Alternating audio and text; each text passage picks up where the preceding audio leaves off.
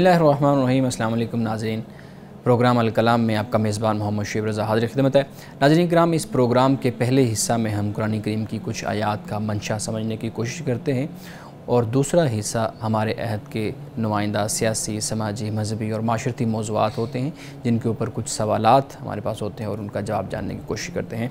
हमारे साथ शरीक गुफ्तगू होते हैं जनाब मोहम्मद अमानत रसूल साहब। बहुत शुक्रिया अमानत साहब आपके वक्त का। मेरी मुआवनत के लिए मौजूद हैं मोहम्मद शारिक साहब। शारिक, बहुत शुक्रिया। आपके पास सवालात होंगे। अमानत साहब, अपने प्रोग्राम का आगाज़ करते हैं। गुज़िश्ता प्रोग्राम में हमने इख्तिताम किया था कि किस्सा यूसुफ़ में, यानी हज़रत यूसुफ़ अलैहिस्सलाम के किस्सा में और रसूलुल्लाह सल्लल्लाहु अलैहि वसल्लम की ज़िंदगी के अंदर ममासलत क्या क्या है, और हमने उसको बहुत अच्छे तरीके से डिस्कस किया था। मैं आपसे गुजारिश करूँगा कि अब हज़रत यूसुफ़ अलैहिस्सलाम का किस्सा तो पूरा हो गया है, लेकिन जो आखिरी कुछ आयात इस सूरत की बचती हैं, आप उस पर गुफ्तगू कीजिए। बिस्मिल्लाहिर्रहमानिर्रहीम। ख़वातीन व हज़रात, सूरत यूसुफ़ का जो आखिरी हिस्सा है उसमें उमूमी जो तालीम है वो मुसलमानों को दी गई है।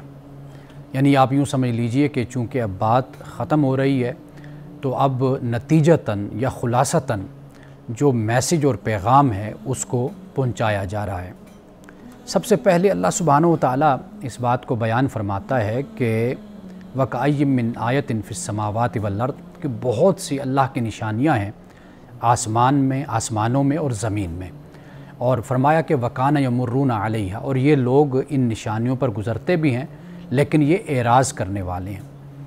अब ये जो निशानियों का यहाँ पर बयान हुआ है, दरहकीकत निशानियाँ क्या हैं कि ये जो अरब के लोग थे ये सफ़र किया करते थे, तिजारत भी करते थे और मुख्तलिफ़ इलाक़ों में और ख़ित्तों में जाते थे। तो अल्लाह सुब्हानहू व तआला ने ये जो फरमाया कि ये इन पर गुज़रते हैं, इनका आना जाना इन इलाक़ों से होता है, तो मुराद ये है कि जबकि इस तारीख़ से और इन वाक़यात से जो गुज़श्ता अक़वाम के हैं इनसे ये सबक हासिल कर सकते हैं, लेकिन ये सबक हासिल नहीं करते। अब रसूलुल्लाह सल्लल्लाहु अलैहि वसल्लम ने ये फरमाया, एक रिवायत हमें मिलती है कि जिसमें आपने बशमूल अपनी ज़ात के आपने फरमाया कि चार हैं कि जो असल और नस्ल, यानी असलन और नस्लन अरब हैं।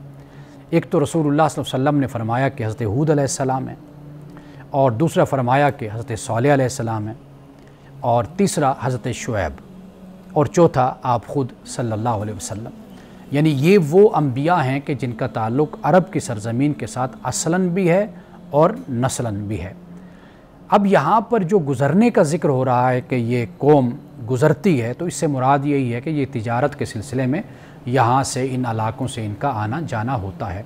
यानी मिसाल के तौर पर आप देखिए कि जो आद है, इसके बारे में कुरान पाक कहता है कि अलम तरा कैफ़ फ़अल रब्बुका बिआद, क्या आपने नहीं देखा, क्या आप नहीं जानते कि तेरे आपके रब ने इस कौम के साथ यानी आद के साथ क्या सलूक किया। अब ये कौम कैसी थी? एक तो अम्मान का जो इलाका है वहाँ पर ये बस्ती थी, और ये वो कौम थी कि कुरान कहता है कि इरम ज़ातिल इमाद, कि इनके जो शहर थे उनमें कोई 1000 सुतून, जो रिवायात में आता है, उस पर कायम बिल्डिंगें, इमारतें मौजूद थीं।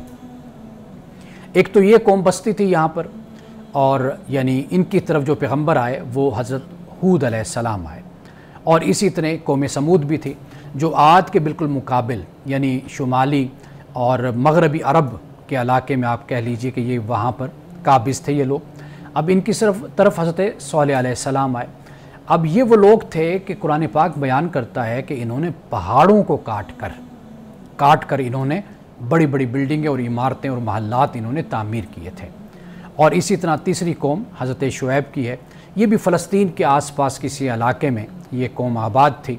हज़रत शुएब ने इनको अदल की, इंसाफ की तालीम दी थी और इनको अल्लाह की तरफ बुलाया था, लेकिन ये कौम आखिरकार अपनी बदआमालियों और नाफरमानियों की वजह से ये अज़ाब के मुस्तहक ठहरी। ये 3 कौमें हैं कि जो अरब में मौजूद थी, और इन्हीं की तरफ कुरान पाक ने इशारा किया है कि ये लोग यहाँ से गुज़रते हैं। हालांकि जब इंसान किसी ऐसे खंडरात से या ऐसी बिल्डिंग से या किसी ऐसी इमारत से गुज़रता है कि जहाँ पर एक तारीख़ बोलती हुई नज़र आती है, तो फिर तरीक़ाकार ये होना चाहिए कि इंसान वहाँ से सबक हासिल करे। अब इसके बाद कुरान पाक बयान करता है कि क्या ये लोग बेखौफ हो गए कि ईमान नहीं लाते? یعنی ان کے پاس سب کچھ ہے، ان کے سامنے سب کچھ ہے، لیکن اس کے باوجود بھی یہ ڈرتے نہیں ہیں، خوف نہیں کھاتے۔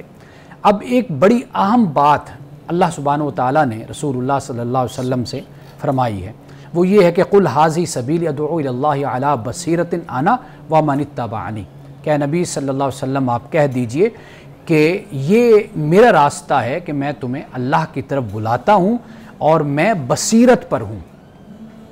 اب یہ بصیرت کیا ہے؟ یعنی میں اور جو میری پیروی کرنے والے ہیں وہ بصیرت پر ہیں۔ اس بصیرت سے مراد ہے کہ دلیل، حجت، برہان، جسے ہم ایویڈنس کہتے ہیں، جسے ہم ایک سائن کہتے ہیں، یہ اس پر کہا کہ میں اور میرے جو ماننے والے ہیں، میری پیروی کرنے والے ہیں، وہ اس پر قائم ہیں۔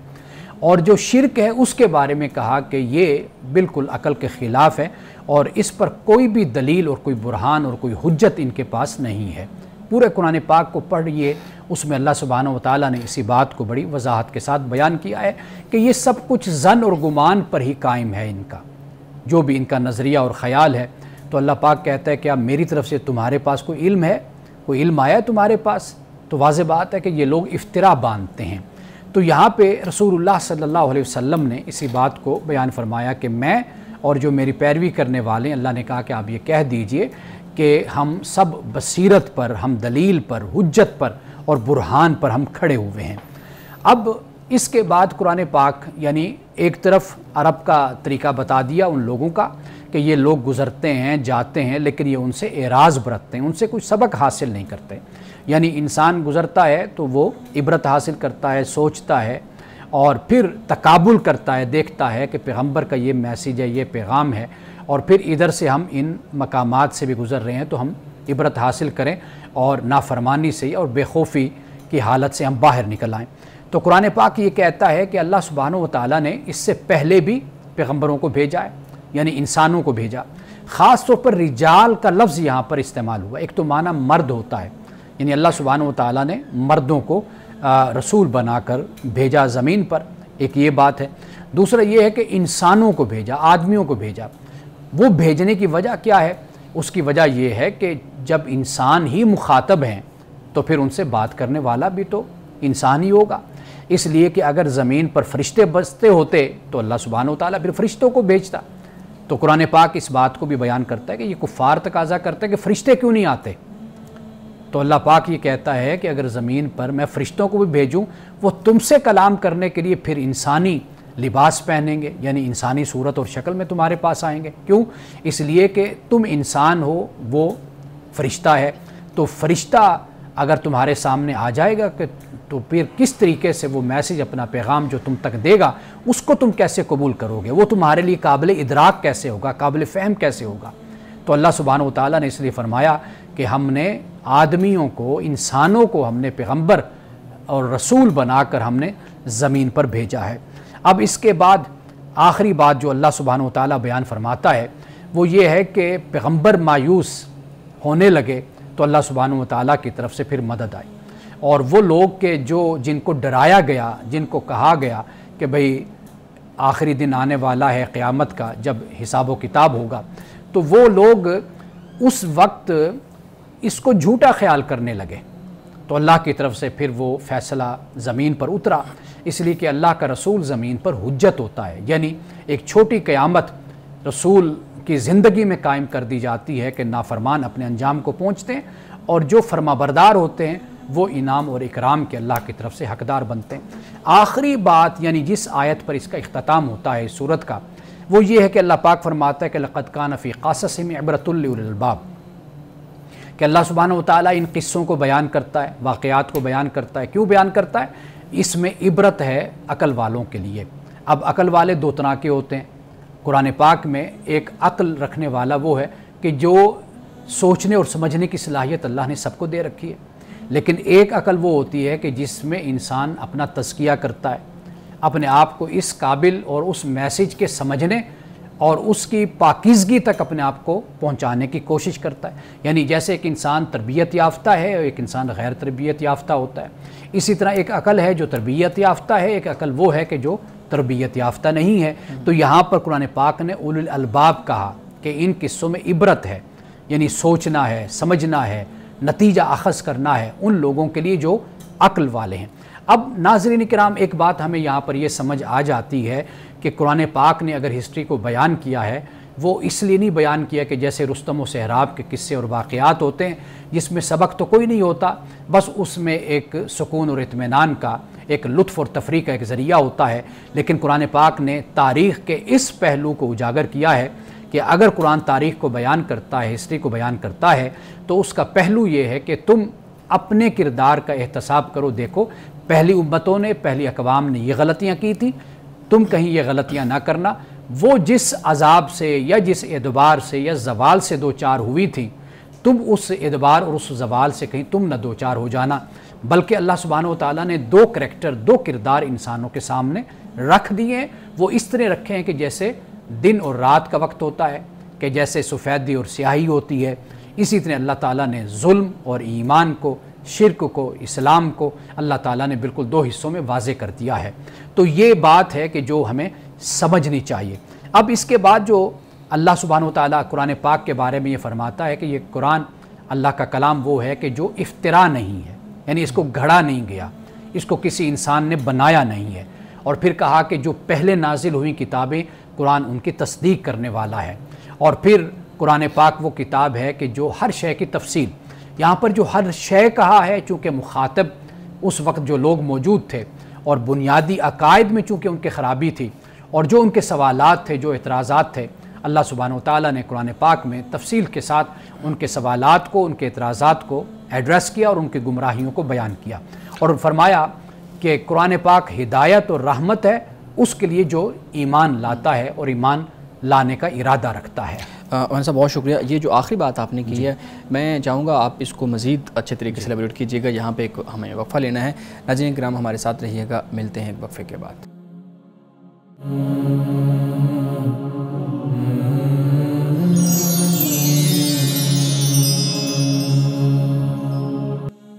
ویلکم بیک ناظرین۔ مولانا صاحب اپنے گفتگو کا آغاز کیجیے گا۔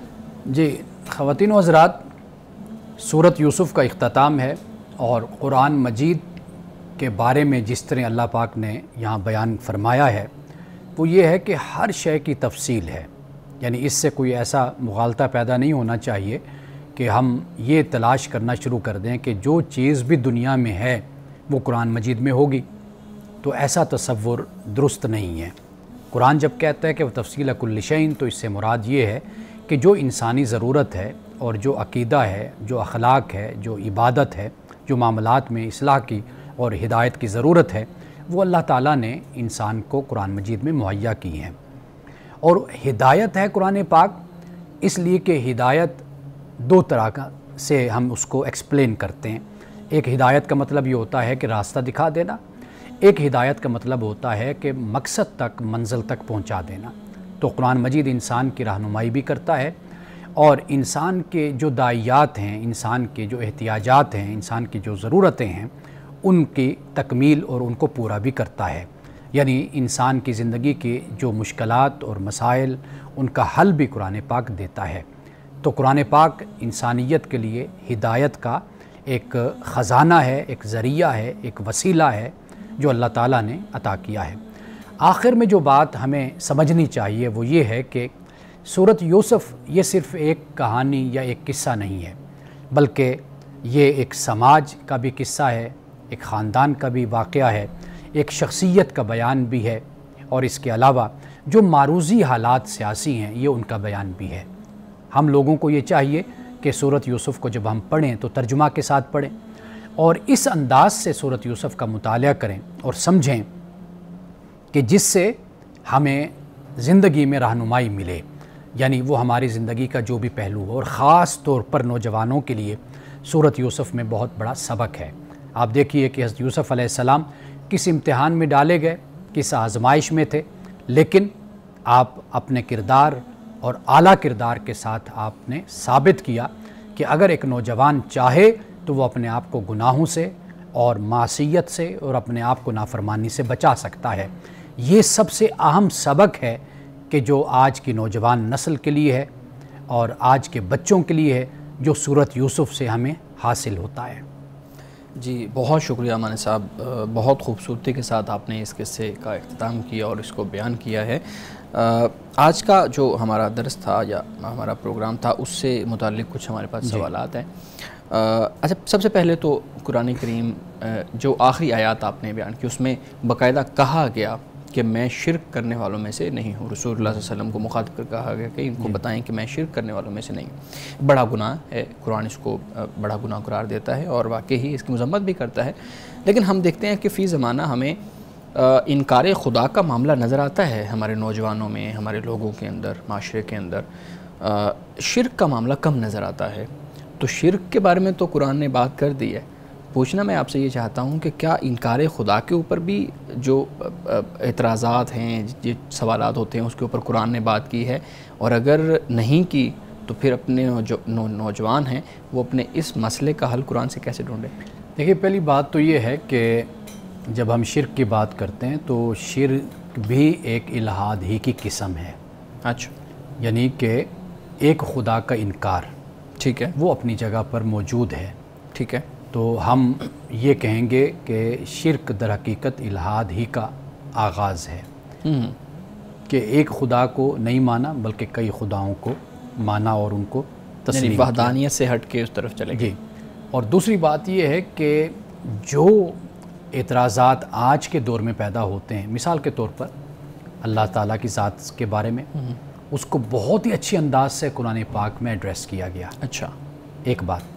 دوسری بات یہ ہے کہ جو دوسرا اعتراض پیدا ہوتا ہے یا انکار کیا جاتا ہے وہ آخرت کا انکار ہوتا ہے۔ بالکل صحیح۔ قرآن پاک نے اس کو بھی بہت اچھے طریقے سے، یعنی یہ مسئلہ معاد جس کو ہم کہتے ہیں، اس کو بہت اچھے طریقے سے قرآن پاک نے ڈسکس کیا ہے۔ اور اسی طرح جو تیسرا مسئلہ بیان ہوتا ہے وہ نبوت کا معاملہ ہے، اس کو بھی قرآن پاک نے بہت ہی آسان طریقے سے اور بڑی آپ کہہ لیجئے کہ لاجیکلی ان کو بیان کیا ہے۔ تو لہٰذا جب آپ الہاد کی بات کرتے ہیں تو الہاد کو صرف ایک دائرے میں آپ بند نہ کریں۔ یعنی قرآن پاک نے دہر کا بھی ذکر کیا کہ لوگ جو ہیں وہ یہ کہتے ہیں کہ ہمیں دہر نے پیدا کیا یا یہ دہر ہی ہمارا خالق ہے۔ تو در حقیقت یہ وہی نقطہ نظر ہے کہ جس کو قرآن پاک بیان کر رہا ہے کہ کائنات اپنی خالق خود ہے، اس کا کوئی خالق نہیں ہے۔ ٹھیک ہے، تو یہ جو تصورات آج کے دور میں ہیں ان کو قرآن پاک نے مختلف انداز میں بیان کیا ہے۔ نہیں، آپ نے ابھی لفظ یوز کیا اس کا کوئی خالق نہیں ہے، اس کو بیان کیجئے گا دوبارہ سے۔ یعنی اس سے مراد وہ یہ کہتے ہیں کہ یہ جو کائنات وجود میں آئی ہے نا، اچھا، یہ خود وجود میں آئی ہے، یعنی اس کا بنانے والا کوئی نہیں ہے۔ ٹھیک ہے، یہ الہاد کی طرف سے سوال کیا جاتا ہے نا؟ جی، داہریہ کی طرف سے کہہ لیں یا ملحدین کی طرف سے سوال ہے یا ان کا ایک نقطہ نظر ہے جس کو وہ بیان کرتے ہیں۔ تو جب ہم مشرکین کو پڑھتے ہیں تو وہاں پر بھی ہمیں یہی بات نظر آتی ہے کہ وَيَقُولُ الْإِنسَانُ أَإِذَا مَا مِتُّ لَسَوْفَ أُخْرَجُ حَيًّا، کہ یہ انسان کہتا ہے کہ کیا جب میں مر جاؤں گا تو کیا مجھے پھر زندہ کیا جائے گا، مجھے اٹھایا جائے گا۔ تو گویا کہ یہ جو سوالات آج کے اٹھائے جا رہے ہیں تو یہ سوالات بہت پرانے ہیں، یعنی ایک بڑا طویل زمانہ ہے کہ جو شرک کا زمانہ ہے۔ آپ حضرت نوح علیہ السلام سے پڑھ لیجئے، دیکھ لیجئے، حضرت نوح سے شروع ہو کر آپ تمام پیغمبروں کا ذکر ہے، آپ دیکھیے کہ شرک کے ایک وقت میں بڑا غلبہ رہا ہے اور پیغمبر جو موحد تھے، توحید کی تعلیم دینے والے تھے، ان کی تعداد بڑی کم تھی، ان کو ماننے والوں کی، ان پر ایمان لانے سالہ سال گزر گئے۔ تو لہٰذا ایسا نہیں ہے کہ ہم یہ کہیں کہ اس وقت کے جو سوالات تھے وہ آج نہیں ہیں، یا قرآن پاک نے جو ایڈریس کیا سوالات کو، اعتراضات کو، وہ سوالات اور وہ اعتراضات آج کے دور کے نہیں ہیں، وہ آج کے دور کے بھی ہیں جن کو قرآن پاک نے بڑے اچھے طریقے سے ان کو بیان کیا ہے۔ بالکل ٹھیک ہے، اس کے اوپر تفصیلی میں آپ سے ضرور گفتگو کروں گا کسی اور نشست کے اندر میں کہ جو الہاد کے سوالات ہیں ان کو ہم کیسے ایڈریس کر سکتے ہیں۔ اچھا، ایک اور سوال، سیروا فی الارض انہی آیات کے اندر بتایا گیا، اس کی دو ڈائمنشنز میں آپ کے سامنے رکھوں گا اور میں چاہوں گا کہ آپ دونوں کے اوپر بات کریں۔ ایک تو یہ ہے کہ جہاں جہاں بھی قرآن کریم اس چیز کا ذکر کرتا ہے کہ سفر کرو اور پھر آگے کہتا ہے دیکھو کہ ہم نے ان کا انجام کیسے کیا یا ان کا انجام کیسے ہوا، ان بستیوں کا، ان لوگوں کا، ان گروپس کا جنہوں نے خدا کو جھٹلایا، اور یہ ساری بات ہے۔ تو جہاں جہاں بھی بات کرتا ہے قرآن سیر کرنے کی، وہاں عبرت کو ساتھ اس کے جوڑ دیتا ہے کہ عبرت حاصل کرو۔ اچھا، اس میں ایک چیز تو یہ ہے کہ آج کل سفر کو خوشی کا ذریعہ سمجھا جاتا ہے اور خوشی کے حصول کے لیے سفر کیا جاتا ہے، عبرت کے لیے جو ہے نا وہ ہمارا مطمع نظر نہیں ہوتا۔ دوسرا یہ ہے کہ آج کل تو سائنٹسٹ اور بلکہ آج کل کیا بہت دیر سے وہ ریسرچ کر رہے ہیں، ایون اہرام مصر والا جو معاملہ آپ نے بھی ابھی اپنی گفتگو میں اس کا ذکر کیا کہ وہ تراشتے تھے پہاڑوں کو اور بڑے بڑے محل بناتے تھے اور یہ چیزیں ہیں، تو ایک تہذیب کو دوبارہ سے انٹروڈیوس کروانا اور اس کے اوپر فخر کرنا، یہ تو فخر والے اور خوشی والے معاملے میں جا رہا ہے، جبکہ قرآن کہتا ہے کہ عبرت حاصل کرو۔ یہ تو کنٹراڈکشن چیزیں ہیں۔ اچھا، پہلی بات تو یہ ہے کہ یہ قرآن پاک نے جو بیان کیا اس کا ایک پس منظر ہے، یہ خاص طور پر اس قوم کے حوالے سے ہے کہ جو وہاں پر بس رہی تھی، وہاں پر موجود تھی، یعنی اس آیت کا جی ٹھیک، یعنی سیرو فی الارض سورۃ الانعام میں بھی اللہ پاک نے فرمایا، پھر آگے کا فانظروا کیف کان عاقبۃ المکذبین، جھٹلانے والوں، دیکھو انجام دیکھو جھٹلانے والوں کا۔ تو اس کا ایک تو خاص پس منظر ہمارے سامنے آ جاتا ہے جو قرآن پاک نے بیان کیا، جیسے سورۃ یوسف میں بھی اس کو بیان کیا گیا کہ اہل عرب کو مخاطب کر کے یہ کہا گیا، چونکہ وہ ان بلاد میں، علاقوں میں، خطے میں وہ جاتے تھے، تجارت کرتے تھے، کاروبار کرتے تھے اور یہاں سے وہ گزرا بھی کرتے تھے۔ جیسے رسول اللہ صلی اللہ علیہ وسلم سے بھی ایک روایت منسوب کی جاتی ہے کہ آپ غزوے سے آ رہے تھے تو غالباً ایک قوم عاد ہی تھی، قوم سمود تھی، کہ جہاں پر اس بستی سے جب آپ گزرے تو صحابہ کرام وہاں پر ذرا واک کرنے لگ گئے یا چہل قدمی کرنے لگ گئے کہ ذرا پھریں دیکھیں، تو رسول اللہ نے فرمایا کہ جلدی سے یہاں سے نکلو کہ یہاں پر خدا کا عذاب نازل ہوا، خدا کا عذاب اترا۔ تو یہ اس کا پہلو، اس کا پیرایہ جو ہے وہ یہ ہے ایک بات، یعنی اس آیت کا جی ٹھیک ہے۔ اور دوسری بات یہ ہے کہ اگر آپ سیر بھی کرتے ہیں، آپ دنیا کی یورپ چلے جائیں، آپ امریکہ چلے جائیں، آپ ہندوستان میں، انڈیا میں آپ چلے جائیں، آپ وہاں پر بادشاہوں کے بڑے بڑے سلاطین کے آپ محلات دیکھتے ہیں، ان کے باغات دیکھتے ہیں، ان کی بڑی بڑی عمارتیں دیکھتے ہیں، تو ان سے ایک عبرت اور ایک سبق تو حاصل ہوتا ہے نا انسان کو، کہ انسان اس دنیا میں آیا ہے، وہ فانی ہے، اس نے جانا ہے، آخر کہیں تو اس کا اختتام اور اس کا انجام ہے کہ جہاں اس نے پہنچنا ہے۔ تو اگر یہ اتنی طاقت اور سلطنت رکھنے والے لوگ، قرآن پاک نے اس کو بھی بیان کیا اور عرب کے لوگوں سے کہا کہ تم سے زیادہ جو پہلے جو لوگ تھے وہ طاقتور تھے، قوت والے تھے، لشکر والے تھے، جہاں چاہتے وہ سورۃ کاف میں بھی اس بات کو بیان کیا، تو تم تو ان کے مقابلے میں کچھ بھی نہیں ہو۔ تو مطلب یہ ہے کہ یہ ایک لحاظ سے اس طرح عبرت کا پہلو نکلتا ہے کہ ترقی یافتہ بھی کوئی قومیں ہوں یہ دنیا پہ جنہوں نے مسلمانوں نے 1000 سال سے بھی زیادہ دنیا پہ حکومت کی ہے، غلبہ ان کا حاصل رہا ہے، تو کہاں گئی مسلمانوں کی وہ طاقت، وہ قوت چلی گئی۔ تو لہٰذا جو ایک کرائٹیریا اللہ تعالیٰ نے بنا دیا قوموں کی بربادی کا اور قوموں کی آبادی کا، ترقی کا اور تنزل کا، وہ اس معیار کو مد نظر رکھا جائے، اس لیے کہ کوئی قوم بھی خدا کی پیاری قوم نہیں ہے، خدا کا ایک پیمانہ ہے، اس پر خدا پرکھتا ہے، وہ معیار ہے۔ چاہے کوئی جتنا بھی کہے جی میں مومن اور مسلمان ہوں، اگر وہ ان خوبیوں سے محروم ہے اور خدا کے بنائے ہوئے اس معیار پر پورا نہیں اترتا تو وہ تنزل کا شکار ہوگا۔ تو بے شک ایک قوم ہے کہ جو خدا کو ماننے والی نہیں ہے لیکن اس عمومی پیمانے پر پورا اترتی ہے تو وہ دنیا میں ترقی کرے گی۔ تو اللہ تعالیٰ نے در حقیقت یہاں پر اس بات کو بیان کیا۔ آخری بات جی پلیز، کہ رسول اللہ نے فرمایا کہ سفر کرو کہ اس کے ذریعے سے تم مال کماؤ گے۔ اچھا، یہ جو سفر ہے یعنی انسان، وہ کہتے ہیں نا حرکت میں برکت، یہ وہ والا معاملہ انسان کے ساتھ ہو جاتا ہے۔ تو اس کا ایک پہلو یہ بھی ہے کہ انسان کاروبار، تجارت، سیر نکلتا ہے، جاتا ہے، دنیا میں کماتا ہے، یہ ایک اپنی جگہ پہ یہ پہلو ہے، لیکن یہ پہلو مسلم ہے، مصدق ہے کہ انسان ان سے جب گزرے تو عبرت حاصل کرے، خاص طور پر وہ اقوام، وہ قومیں کہ جو زوال پذیر ہوئی، اور خاص طور پر پیغمبروں کے زمانے میں جو نافرمان قومیں تھیں ان پر خدا کا عذاب اترا، وہاں پر تو زیادہ ہمارے لیے عبرت کا سامان۔ ناظرین کرام، ہم ملتے ہیں ایک بریک کے بعد، ہمارے ساتھ رہیے گا۔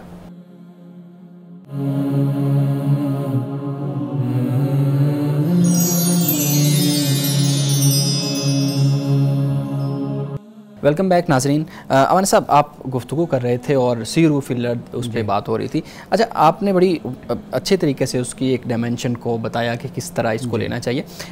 اس پہ میں مختصر آپ سے یہ پوچھوں گا کہ پھر جو مطلب خوشی کے حصول کے لیے سفر کرنا اور جو ہے نا وہ ایک جگہ سے دوسری جگہ جانا، یہ ممانعت تو نہیں ہے نا کسی صورت میں بھی، یا صرف اس کو اسی لیے ہم نے دیکھنا ہے؟ دیکھیے، وہ ایک خاص پس منظر میں نے آپ کے سامنے رکھ دیا، قرآن مجید نے اس کو بیان کیا ہے۔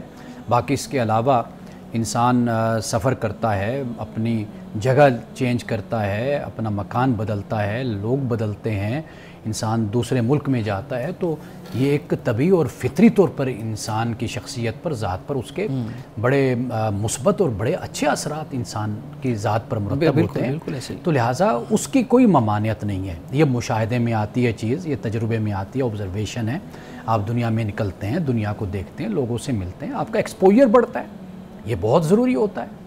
تو لہٰذا اس حوالے سے کوئی ممانعت، دیکھیں نا اطلب العلم کی جو بات ہے کہ علم طلب کرو، تو وہ علم کیسے ہوگا؟ سفر سے ہی ہوگا، ہاں بالکل، پھرنے سے ہوگا، جہاں پر آپ جاتے ہیں آپ علم حاصل کرتے ہیں۔ ایک علم ہے کتابی، ایک علم ہوتا ہے کہ انسان چل پھر کر انسان حاصل کرتا ہے اپنے مشاہدے سے، اپنے تجربے سے، یہ بھی ایک بہت بڑا علم ہے۔ بالکل بالکل صحیح ہے، بالکل صحیح ہے، بہت خوبصورت۔ اچھا آخری سوال میں آپ کے سامنے رکھتا ہوں، آپ نے اپنی گفتگو میں کہا کہ اللہ رب العزت نے رجال کا لفظ استعمال کیا جب انبیاء کی بات کی ہے، یعنی مرد نبی، تو کیا صرف مرد ہی نبی ہیں؟ مطلب یہ ایک بہت بڑا اعتراض اور سوال بھی ہے کہ اگر صرف مرد ہی نبی ہیں، کوئی عورت نبی نہیں آئی ابھی تک، ہمیں اس کا نہیں ملتا تاریخی طور پہ، تو پھر ایک بہت بڑا سیگمنٹ جو ہے 50% ہی اس کو کہہ لیں کہ خواتین ہیں، اس کو تو نگیٹ کر دیا گیا نا پھر، کہ مرد جو ہے نا وہ صرف نبی ہیں، عورتیں نبی نہیں ہیں، تو پھر وہ تو سپیریئر انفیریئر والا معاملہ ہو جاتا ہے۔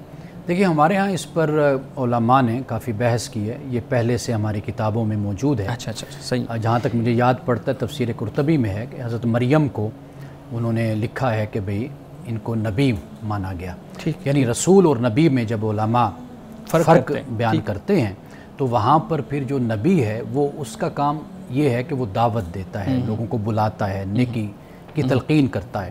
تو اس حوالے سے کہا گیا کہ بھئی حضرت مریم کے حوالے سے یا ام موسیٰ کے حوالے سے ایک نقطہ نظر یہ بھی ہمارے ہاں بیان کیا جاتا ہے، لیکن قرآن پاک میں جو رجال کا لفظ استعمال کیا وہ در حقیقت بشر جسے ہم کہتے ہیں، انسان، ہاں انسان، کیونکہ ان آیات کا جو پس منظر ہے اگر آپ اس کو مد نظر رکھیں تو اس سے جو ہمیں بات سمجھ آتی ہے وہ یہی آتی ہے کہ چونکہ کفار کا، مخاطبین کا جو اعتراض تھا در حقیقت وہ یہ اعتراض تھا کہ بھئی فرشتے کیوں نہیں اترتے، کہ بھئی خدا کی طرف سے فرشتے آ جائیں، وہ کتاب لے آئیں، تو یہ اصل ان کا اعتراض تھا، جس کا جواب یہ دیا گیا کہ خدا نے ہمیشہ زمین پر انسانوں کو ہی نبی پیغمبر بنایا ہے، رسول بنایا۔ کیوں بنایا ہے؟ اس لیے کہ تم انسان ہو نا، تم بشر ہو، تم میں سے ہے، ہاں تم میں سے۔ تو معاملہ یہ ہے کہ جب انسان سامنے ہوگا تو اس سے بات پھر انسان ہی کرے گا نا، اللہ کا پیغام پہنچائے گا۔ تو اگر سامنے اگر انسان نہیں ہیں، فرشتے ہیں، تو پھر فرشتے ان سے بات کریں گے۔ تو لہٰذا یہ اس لیے اس پیرائے میں، اس پس منظر میں اگر دیکھا جائے تو رجال سے مراد پھر یہ بحث ختم ہو جاتی ہے کہ مرد ہے یا عورت۔ اب بحث یہ ہے کہ اللہ پاک کفار سے یہ کہہ رہا ہے کہ تم فرشتے کا مطالبہ کرتے ہو تو تم انسان ہو، تو فرشتہ تمہارے پاس نہیں آئے گا، تمہارے پاس انسان ہی میرا پیغام لے کر آئے گا۔ بالکل ٹھیک ہے، بہت خوبصورتی کے ساتھ آپ نے اس کا جواب دیا ہے۔ شارق آپ کے پاس سوالات ہوں گے، امان صاحب کے سامنے رکھیے گا، ہم ان کے جوابات جان سکیں۔ جی تو بہت شکریہ مجھے سوالات کرنے کا موقع دینے کے لیے۔ اچھا میں یہ جاننا چاہتا ہوں کہ قرآن میں ایک جگہ ذکر ہے کہ قرآن کی حفاظت کا ذمہ اللہ تعالیٰ نے خود لیا اور اس میں کوئی تبدیلی نہیں کی جا سکتی، لیکن دوسری طرف ہم دیکھتے ہیں کہ قرآن میں مختلف انٹرپریٹیشن قرآن کی پائی جاتی ہیں اور لوگوں نے کی ہیں اپنے حساب سے، تو تبدیلیاں تو کی گئی ہیں، تو پھر قرآن کے کس ٹیکسٹ کے بارے میں یا کس موضوع کے بارے میں کہا گیا ہے کہ تبدیلی نہیں کی جا سکتی؟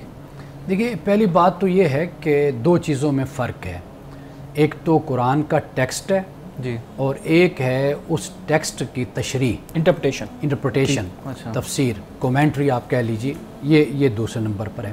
اب قرآن پاک کا جو ٹیکسٹ ہے، قرآن ٹیکسٹ ہے، قرآن کا یہ دعویٰ ہے کہ یہ محفوظ ہے۔ اچھا پھر تھوڑا سا تاریخی حوالے سے میں پڑھ رہا تھا، برمنگھم یونیورسٹی میں ایک اسکالر نے اس پر کام کیا اور وہاں پر پتہ نہیں 70 سال یا 100 سال کتابیں ایسے پڑھی رہیں تو اس پر توجہ نہیں کی گئی۔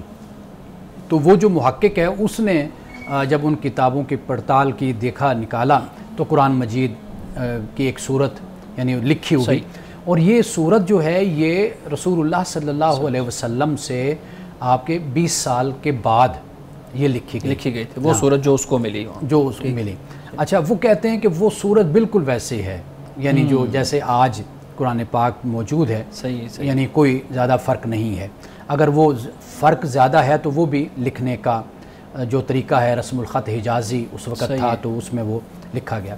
اچھا پھر اس طرح اگر آپ خود جو اسلام پر تنقید کرنے والے ہیں نا، اسلام کے نقاد ہیں، جی اگر آپ ان کا بھی مطالعہ کریں نا، ان کو بھی دیکھیں تو آپ کو معلوم ہوگا کہ انہوں نے بھی قرآن پاک کی اس حفاظت پر کوئی اعتراض نہیں کیا.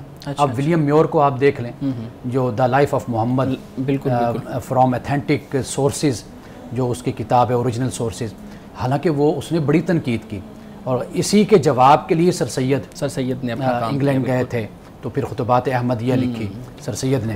لیکن آپ دیکھ لیں کہ ولیم میور کا بھی جو اعتراض ہے وہ باقی باتوں پر ہے، قرآن کی حفاظت پر نہیں، اس پہلو پر نہیں ہے. بالکل اس نے بھی اس کو تسلیم کیا. آپ انسائکلوپیڈیا آف برٹینیکا کو اٹھا کر دیکھ لیجئے، اس میں جو قرآن پر بحث ہے آپ اس کو دیکھ لیجئے، اس میں بھی انہوں نے اسی بات کو تسلیم کیا ہے. تو لہٰذا یعنی تاریخی حوالے سے، تجرباتی حوالے سے اگر آپ ان چیزوں کو دیکھیں تو قرآن پاک کا ٹیکسٹ تو بالکل محفوظ ہے. ڈاکٹر حمید اللہ صاحب کی جو کتابیں ہیں ان کو بھی اگر آپ دیکھیں، جو خاص طور پر خطبات بہاولپور ہے، تو اس میں انہوں نے اس پر بڑی تفصیل سے گفتگو کی ہے، بات کی ہے، انہوں نے بتایا ہے. اچھا اس کے علاوہ یہ تو قرآن کے ٹیکسٹ پر ہم نے بات کر لی. اب جو آپ نے بات کی انٹرپریٹیشن کی، اصل وہاں پر اختلاف آتا ہے. اچھا اس کے بھی اب دو حصے آپ کر لیں. انٹرپریٹیشن میں ایک تو اصول ہیں، یعنی پرنسپلز، جو باتیں طے شدہ ہیں وہ تو بیان ہو گئی قرآن پاک میں، اس پر علماء کا، مفسرین کا، کسی کا کوئی اختلاف نہیں ہے. اچھا ایک حصہ جو بنتا ہے وہ بنتا ہے جس کا تعلق انسان کے غور و خوض کے ساتھ ہے، انسان فکر کے ساتھ ہے، فکر کے ساتھ ہے. وہ پھر حصہ ایسا ہے کہ جس پر پھر انسانوں میں اختلاف پھر ہو جاتا ہے. تو قرآن میں بذات خود اس کے ٹیکسٹ میں نہیں ہے، اس کی پھر تفسیر اور انٹرپریٹیشن، اس میں پھر علماء کا اختلاف ہوتا ہے. اور پھر ان کا بھی اختلاف اس میں ہے کہ جس میں اللہ تعالیٰ نے گنجائش چھوڑی ہے، رکھی ہے کہ ہاں اس پر بندہ تدبر، تفکر کرے، تعقل کرے، سوچے، غور و خوض کرے، اس میں پھر اختلاف پھر فطری بات ہو جاتی ہے. لیکن یہ کیوں ہے اختلاف؟ مطلب انٹرپریٹیشن کے اندر آپ اس کو مزید تھوڑا واضح کیجئے گا کہ فکری اختلاف کیوں ہے؟ دیکھیے ایک تو زبان کا، میں اس میں معذرت ایڈ کر دوں، دو شخص ایک ہی جگہ پہ رہنے والے ہیں، ایک ہی ماحول میں پلے پڑے ہیں، ایک ہی ادارے سے پڑھے ہیں، ایک ہی طرح کے اساتذہ سے پڑھے ہیں، لیکن ان کی فکر کے اندر اختلاف ہوگا، مختلف ہوگا. دیکھیے اب ایک تو بات لغت کی ہو جاتی ہے، زبان کی. مثال کے طور پر ایک لفظ ہے تو اس کو کسی نے کس طریقے سے سمجھا، کسی نے کس طریقے سے سمجھا، ایک یہ چیز ہو گیا. دوسرا معاملہ اگر ہم اس سے آگے بڑھیں تو وہ یہ ہوتا ہے کہ کوئی مفسر جو انسا ہے وہ قرآن کی تفسیر کرتا ہے، کوئی حدیث کی طرف جاتا ہے، وہ اس سے فائدہ اٹھاتا ہے. اس طرح کر کے بہت سی ایسی وجوہات ہوتی ہیں. پھر انسان کی اپنی فکر ہے، اپنی سوچ ہے. مثال کے طور پر ہم یہاں پر بیٹھے ہوئے ہیں، اب آپ ایک ہی مسئلے کو بیان کریں گے تو ہماری طرف سے، ہر کسی کی طرف سے اپنے ایک الفاظ ہوں گے، اپنا ایک طریقہ ہوگا بات کہنے کا، اپنا ایک ویو ہوگا، وہ بیان کرے گا. تو اختلاف کی ایک وجہ یہ بھی ہوتی ہے. ویسے بھی قرآن پاک اس بات کو بیان کرتا ہے کہ اللہ تعالیٰ اگر چاہتا تو تمہیں ایک امت بنا دیتا. تو وہ ایک امت یا ایک جماعت نہیں ہے، یہ انسان کو آزادی ہے کہ وہ اپنے غور و فکر سے، تدبر و تفکر سے مختلف نتائج پیدا کرتا ہے. ٹھیک ہے. اچھا شارق یہاں پہ ہمیں وقفہ لینا، اس کے بعد آپ سوال کیجیے گا. ناظرین کرام ہم ملتے ہیں ایک بریک کے بعد، ہمارے ساتھ رہیے گا.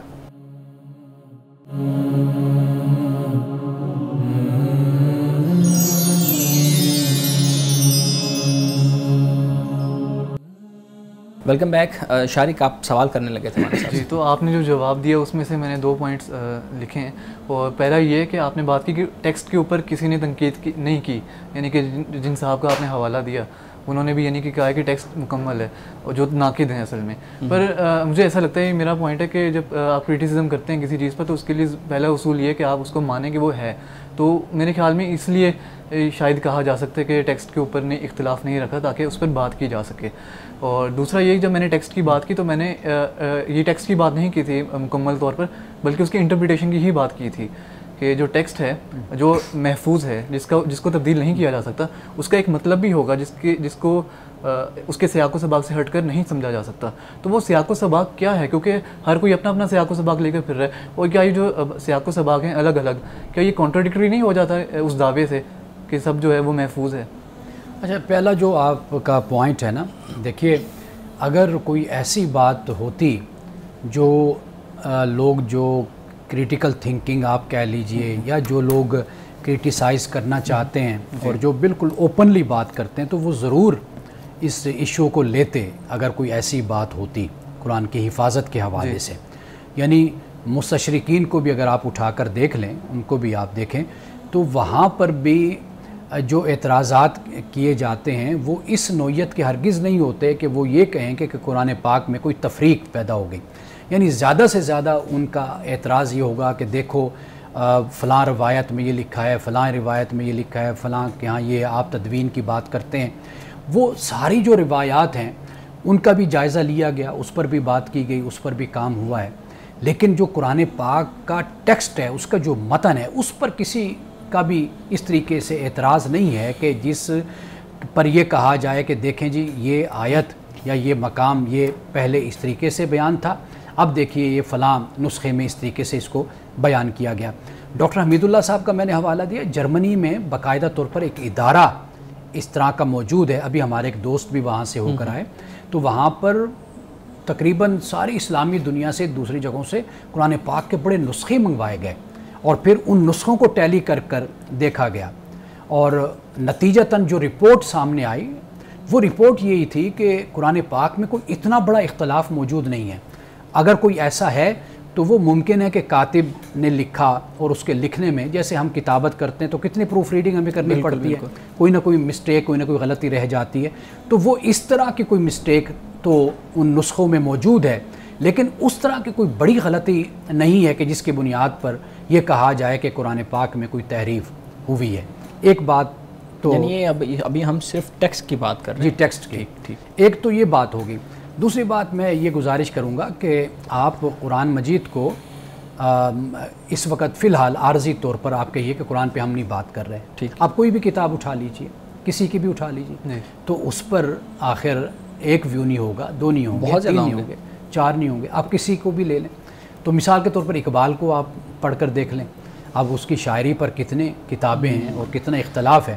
یعنی مارکسزم کے حوالے سے اقبال کو اگر دیکھا جائے اور اقبال کو اسلامی حوالے سے دیکھا جائے، سوشلزم کے حوالے سے دیکھا جائے، یعنی مختلف نظریات اور نظام زندگی کے حوالے سے دیکھا جائے تو لوگ اقبال کو کسی نہ کسی پہلو سے اپنی طرف لے آتے ہیں. معاملہ اصل میں یہ ہے کہ اختلاف جو ہے وہ انسان کی تھنکنگ کا، جسے ہم کہتے ہیں نا کہ مذہبی تعبیر کا اختلاف ہوتا ہے. اس کو اس طریقے سے نہیں کہا جا سکتا کہ یہ مذہب ہی سے انہوں نے یہ اختلاف مذہب کے اندر موجود تھا. یہ اصل میں اس تعبیر کا، اس سوچ کا اختلاف ہوتا ہے کہ جو لوگوں میں موجود ہوتا ہے. مثال کے طور پر امام حنیفہ، امام شافعی، امام احمد بن حنبل، امام مالک، ان میں ایک اختلاف موجود ہے. اسی طرح اشعری ابو الحسن اشعری کو لے لیں، ابو منصور ماتریدی کو لے لیں، معتزلہ کو لے لیں، ان کے اندر بھی اختلاف موجود ہے. تو یہ جو اختلاف ہے اس کو میرا خیال ہے کہ ہم اس کو رحمت سمجھیں، پازیٹیو ہے، مثبت ہے کہ انسان مختلف طریقوں سے سوچتا ہے اور مسائل کے حل کی طرف بڑھتا ہے. آپ نے باقی کتابوں کو ریفر کیا، جو عام کتابیں ان میں اختلاف لوگوں کا ہو سکتا ہے، لیکن جب ہم قرآن کی بات کرتے ہیں تو اس لیے کرتے ہیں کہ قرآن کے بارے میں کہا جاتا ہے کہ ایک مکمل کوڈ ہے اور یعنی کہ ایک خاص کتاب ہے. تو اس کا ایک مکمل کوڈ ہونا چاہیے، ہمیں پتہ ہونا چاہیے کہ واضح شکل میں اس طرح قرآن بات کرتا ہے. باقی کتابوں کے ساتھ تو کمپیریزن نہیں کیا جا سکتا نا اس کا، اگر لوگوں کا اختلاف ہے باقی کتابوں میں. تو قرآن کے بارے میں جب میں آپ کو ایک مثال بتاتا ہوں. یعنی جو اصول ہیں، جو بنیادی باتیں ہیں، وہ تو ان میں تو کوئی اختلاف نہیں. یعنی مثال کے طور پر نماز میں کیا اختلاف ہے، روزے میں کیا جو قرآن پاک نے بیان کیا، زکوٰۃ میں کیا اختلاف ہے، حج کی فرضیت میں کیا اختلاف ہے. اچھا پھر یہ کہ جو معاشرتی طور پر حقوق و فرائض ہیں، والدین ہیں، اولاد ہے، رشتہ دار ہیں، یتامہ ہیں، مساکین ہیں، مسافر ہیں، اس میں بھلا کیا اختلاف ہے. اسی طرح قرآن پاک میں جو احکام ہمیں ہماری سیاسی حوالے سے، سیاست کے حوالے سے دیے گئے، اس میں کوئی اختلاف نہیں. بنیادی طور پہ بنیادی یعنی کوئی اختلاف نہیں. اصل میں نے وہی گزارش کی نا کہ کچھ ایریا قرآن پاک کا ایسا ہے کہ جس میں اختلاف کی خود گنجائش موجود ہے. آپ اس کو انسانی غور و خوض پر چھوڑ دیا گیا، انسان کے تدبر اور تفکر پر چھوڑ دیا گیا.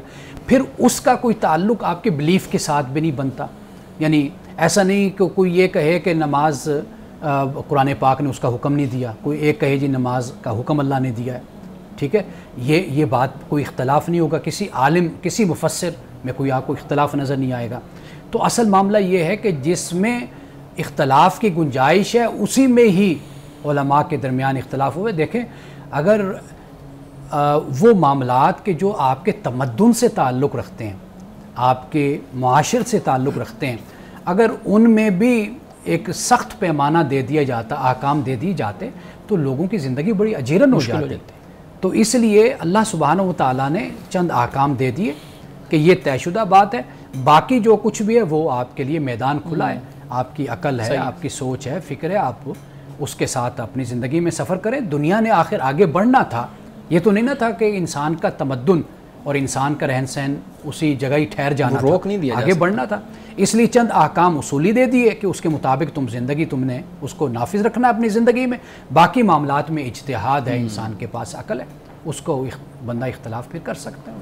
اچھا, تو قرآن میں جو کرونالوجیکل آرڈر میں قرآن میں جو آیات ہیں وہ نہیں ہیں, یعنی کہ جو 7ویں صدی میں جب ریویل ہوا قرآن, تو آج اس صورت میں قرآن ہمارے پاس موجود ہے, وہ اس میں وہ ترتیب نہیں آیات کی. تو کیا اس کو ہم تبدیلی کے طور پر نہیں دیکھ سکتے قرآن میں, کیونکہ جو لوگوں نے اپنی طرف سے کی ہے چینجز, کیا یہ دیکھیے اصل معاملہ یہ ہے کہ قرآن مجید کے نزول کی ترتیب ایک تو نزولی ہے کہ قرآن پاک 23 سال میں اترا. ایک ترتیب ہے جسے توقیفی کہا جاتا ہے. توقیفی سے مراد یہ ہے کہ رسول اللہ صلی اللہ علیہ وسلم نے اللہ پاک کی رہنمائی میں یہ بتایا کہ اس آیت کو, اس صورت کو اس جگہ پر رکھا جائے اور اس کی یہ ترتیب بنائی جائے. اس کو پھر ہم نظم قرآن کہتے ہیں. یعنی نظم قرآن یہ ہے کہ ہر آیت دوسری آیت سے جڑی ہوئی ہے, لنکڈ ہے, ہر صورت دوسری صورت سے جڑی ہوئی ہے. سورۃ الفاتحہ دعا ہے, بندہ کہتا ہے مجھے سیدھی راہ دکھا, تو سورۃ البقرہ میں ہدی للمتقین کہ ہدایت ہے ان لوگوں کے لیے جو متقین ہیں. اب یہاں پر یہ بھی ہدی للناس بھی اللہ تعالیٰ نے کہا. تو گویا کہ ایک ترتیب توقیفی ہے. توقیفی میں یہ ہے کہ اللہ تعالیٰ نے رہنمائی کی, رسول اللہ نے یہ بتایا کہ اس آیت کو یہاں پر رکھو, اس آیت کو یہاں پر رکھو. یہ پورا قرآن رسول اللہ کی رہنمائی میں, ہدایت میں, آپ کے فرمان کے مطابق یہ قرآن آپ اپنی زندگی میں دے گئے, اور صحابہ نے اسی کو تلاوت کیا, قرآن پاک کو پڑھا, نمازوں میں پڑھا, ایک دوسرے کو سنایا, ایک دوسرے کے ساتھ قرآن پاک کی تلاوت کی. تو اس لیے قرآن پاک اس طرح رائج ہو گیا تھا مسلمانوں کی زندگی میں کہ اگر لکھا ہوا نہ بھی ہوتا نا تو سینہ بسینہ بھی قرآن چلتا. تو قرآن اتنا محفوظ ہو چکا ہے کہ اس پر اب اس طرح کے اعتراض کا وارد ہونا یہ اب ایک محال صورت بن جاتی ہے. بہت شکریہ عوان صاحب, آپ نے بہت اچھے انداز سے ان سوالات کو ایڈریس کیا ہے. ناظرین کرام, اپنے پروگرام کا اختتام ہم اس دعا کے ساتھ کرتے ہیں, اللہ رب العزت حسن کلام عطا فرمائے, تاثیر کلام عطا فرمائے, ہماری زبان کی گروں کو کھول دے اور سننے والوں تک خیر کا پیغام پہنچے. اجازت دیجیے, خدا حافظ.